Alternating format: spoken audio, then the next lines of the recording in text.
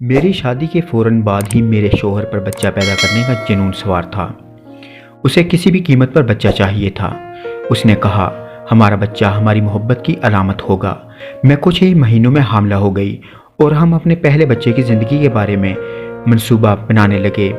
अभी मेरे हमल को 3 माह ही हुए थे कि मेरी सास मुझे देखने आई। हम सब बहुत खुश थे और मेरी सास ने कहा, मुझे एक खूबसूरत पोता मिलना है। मेरे शौहर इस पर बहुत खुश हुए और खुशी खुशी उन्होंने बेटे का नाम सोचना शुरू कर दिया।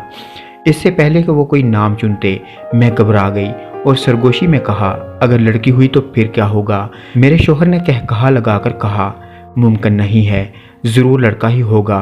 कुछ ही माह बाद मुझे तलाक हो गई। जब उसे पता चला कि हमारे यहाँ बेटी होने वाली है तो वो मुझे अस्काते हमल पर मजबूर कर रहा था। मुझे अपनी बेटी और अपने शौहर में से किसी एक का इंतखाब करना था, तो मैंने अपनी बेटी को चुन लिया और शौहर से अलहदगी अख्तियार कर ली। ये आसान फैसला नहीं था, लेकिन मैं जानती हूँ कि मैंने बेहतरीन फ़ैसला किया है। मैंने फिर कभी शादी नहीं की। मुझे नहीं लगता कि शादी करना बहुत ज़रूरी चीज़ है। मैं लोगों के घरों में अपने और अपनी बेटी के लिए काम करती हूँ और हर दिन ममता के भरपूर एहसास के साथ जी भर के लुत्फ़ अंदोज़ होती हूँ।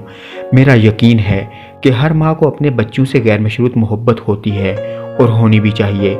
लेबर रूम में मैं अपनी बेटी के साथ 52 घंटे तकलीफ़ की हालत में रही हूँ। तमाम मतवक्के माँओं को हर बार इस खौफनाक आजमाइश से गुजरना पड़ता है। मुझे नहीं लगता कि ज़रूरत पड़ने पर कोई भी माँ अपनी औलाद को बचाने के लिए खुद को किसी चलती रेलगाड़ी के आगे फेंक देने से भी दरेक करती होगी। अगर आप कहते हैं कि मैं एक खुदगर्ज माँ हूँ तो मुझे इत्तेफाक है। हाँ, मैं एक खुदगर्ज माँ हूँ।